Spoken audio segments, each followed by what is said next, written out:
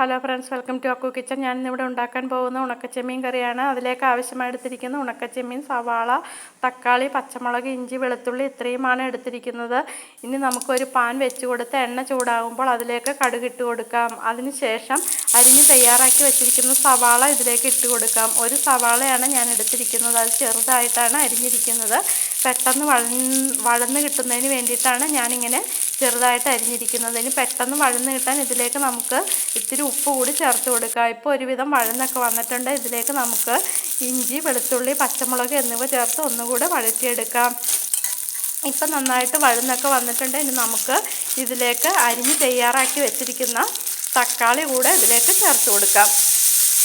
തക്കാളി ചെറുതായിട്ടാണ് അരിഞ്ഞിരിക്കുന്നത്. വളരെ ചെറുതായിട്ട് തന്നെ അരിയണം, എന്നാലാണ് പെട്ടെന്ന് വഴന്ന് കിട്ടുള്ളൂ.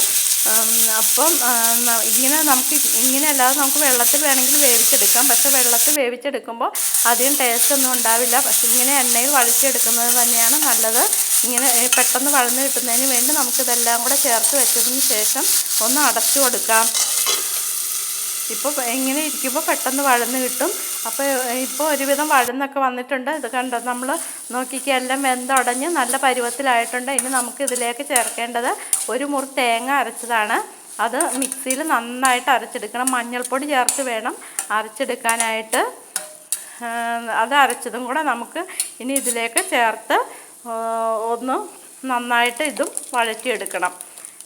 നന്നായിട്ട് തന്നെ വഴറ്റിയെടുക്കണം. അല്ലെങ്കിൽ ആ അരപ്പിൻ്റെ പച്ച ഒരു ടേസ്റ്റൊക്കെ മാറിക്കിട്ടണമെങ്കിൽ നന്നായിട്ട് തന്നെ വഴറ്റിയെടുക്കണം. ഇനി നമുക്ക് അടുത്തതായിട്ട് ഒരു പാൻ വെച്ച് കൊടുക്കാം. അതിലേക്ക് ഉണക്കച്ചെമ്മീൻ തലയും വാലും കളഞ്ഞ് കഴുകി വൃത്തിയാക്കിയതിന് ശേഷം ഇതിലേക്ക് ഇട്ട് കൊടുക്കുക. ഇപ്പോൾ നമ്മൾ കഴുകി എടുത്തത് കൊണ്ട് വെള്ളത്തിൻ്റെ അംശം ഉള്ളത് കൊണ്ട് ഫ്രൈ ആയി കിട്ടാൻ കുറച്ച് താമസം ഉണ്ടാകും. നമ്മൾ ഇതിനകത്ത് ഓയിലൊന്നും ഒഴിക്കുന്നില്ല. അപ്പോൾ നമ്മൾ വെറുതെയാണ് ഇത് ഫ്രൈ ചെയ്തെടുക്കുന്നത്. അപ്പം കുറച്ച് നേരം ടൈം എടുക്കും. അപ്പോൾ ഇങ്ങനെ ഇളക്കിക്കൊണ്ടിരിക്കണം. ഇളക്കാതിരുന്നാൽ കരിഞ്ഞൊക്കെ പോകും. അതുകൊണ്ട് വളരെ ശ്രദ്ധിച്ച് വേണം ഇത് ഫ്രൈ ചെയ്തെടുക്കാനായിട്ട്. ഇത് നിറം മാറി വരുന്നുണ്ട്. ഇതിലൊരു ഗോൾഡൻ നിറമാകുന്നത് വരെയാണ് ഇളക്കി കൊടുക്കേണ്ടത്. ഇപ്പോൾ ഗോൾഡൻ നിറമായിട്ടുണ്ട്. ഗോൾഡൻ നിറമായി കഴിഞ്ഞാൽ പെട്ടെന്ന് തന്നെ കോരി മാറ്റണം, അല്ലെങ്കിൽ പെട്ടെന്ന് കരിഞ്ഞു പോകും. അതുകൊണ്ട് നമുക്കിത് വേറൊരു പാത്രത്തിലേക്ക് മാറ്റാം.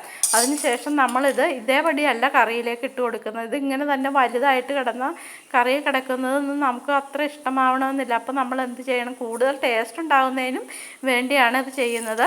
ഇത് ചതച്ചോ പൊടിച്ചോ ഇത് വേണം കറിയിലേക്ക് ചേർത്ത് കൊടുക്കാൻ. ഒരു നല്ലൊരു കറിയാണ് കേട്ടോ ഇത്. തക്കാളിയും ഈ ചെമ്മീനും കൂടെയൊക്കെ ചേരുമ്പോഴത്തേനും അതിന് നല്ലൊരു ടേസ്റ്റ് വരും.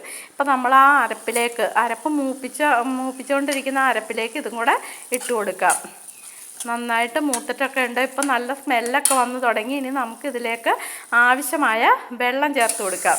ഇപ്പം ഗ്രേവി കൂടുതൽ വേണം എന്നുള്ളവരൊക്കെ കൂടുതൽ വെള്ളം ചേർത്ത് കൊടുക്കണം. ഗ്രേവി കുറച്ച് മതി എന്നുള്ളവർ നമ്മൾ കുറച്ച് വെള്ളം ചേർത്ത് കൊടുത്താൽ മതി കേട്ടോ.